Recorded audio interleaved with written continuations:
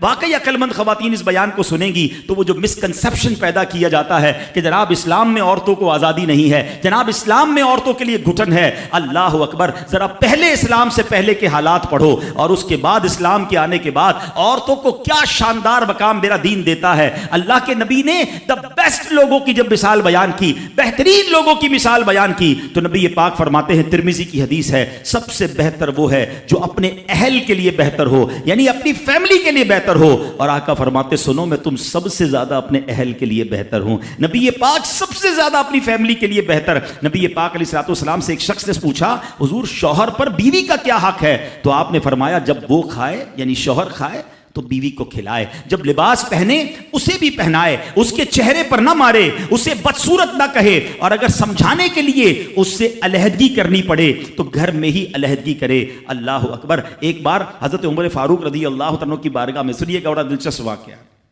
سیدنا عمر فاروق کا کتنا بڑا نام ہے، آپ کے جلال کی، آپ کی عدالت کی مثالیں دی جاتی ہیں، بڑے بڑے لوگ آپ کے سامنے تھر تھر کانپتے تھے۔ آپ کا گھر میں انداز کیا تھا کہ ایک شخص آیا کہ میں حضرت عمر کے پاس جاؤں اور بتاؤں میری بیوی جو ہے مجھ سے اس طرح بات کرتی ہے، اور میرا وہ انداز نہیں ہوتا جو شوہر کے سامنے ہونا چاہیے، ہوتا ہے گھروں میں ہو جاتا ہے۔ تو حضرت عمر کے دروازے پر پہنچا نا، تو اندر سے اسے سیدنا عمر فاروق رضی اللہ تعالیٰ عنہ کی زوجہ ام کلثوم رضی اللہ تعالیٰ عنہ کی ناراضگی کی عالم میں گفتگو کرتے ہوئے سنا۔ وہ حضرت عمر سے بات کر رہی تھی، تو وہ شوہر سوچنے لگا کہ میں تو اپنی بیوی کی شکایت لے کر آیا تھا، حضرت کے تو گھر کا بھی معاملہ ہی ایسا ہی ہے۔ تو وہ کہتے میں واپس ہونے لگا، حضرت عمر نے بلا لیا، کہا کیوں آئے تھے؟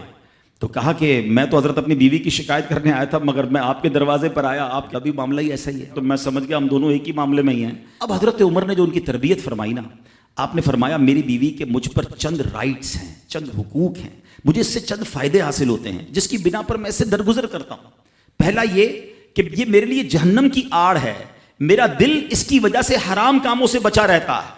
نمبر دو، جب میں گھر سے نکل جاتا ہوں یہ میری خزانچی بن جاتی ہے، یعنی میرے مال کی نگہبان بن جاتی ہے، میری دھوبن بن جاتی ہے، میرے کپڑے دھوتی ہے، میرے بچے کی پرورش کرتی ہے، میرے لیے روٹیاں اور کھانے پکاتی ہے۔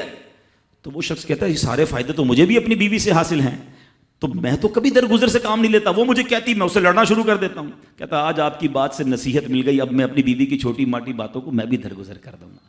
کتنی پیاری بات بتائی، ہم وہ ساری باتیں بھول جاتے ہیں، ایک غلطی پر پکڑ لیتے ہیں، ایک غلطی پر ڈانٹتے، ہر غلطی پر جناب ایسا نہیں ہوتا، ہر غلطی کی سزا سزائے موت نہیں ہوتی ہے، ہم غلطیاں نہیں کرتے۔ اگر جس طرح ہم اپنی بیوی کو اور غلطی پر ڈانٹتے وہ ڈانٹنا شروع کر دے پھر کیا حال ہوگا؟ تو ایسا نہ کرے، وہ بھی دل رکھتی ہے، ہم نے کسی انسان سے شادی کی ہے، کمپیوٹر سے نہیں کی، ٹھیک ہے نا؟ تو کمپیوٹر بھی آج کل وائرس آ جاتا ہے، تو وہ تو انسان ہے، غلطی ہو گئی کوئی بات نہیں۔ تو سبحان اللہ، اتنا پیارا مذہب ہے۔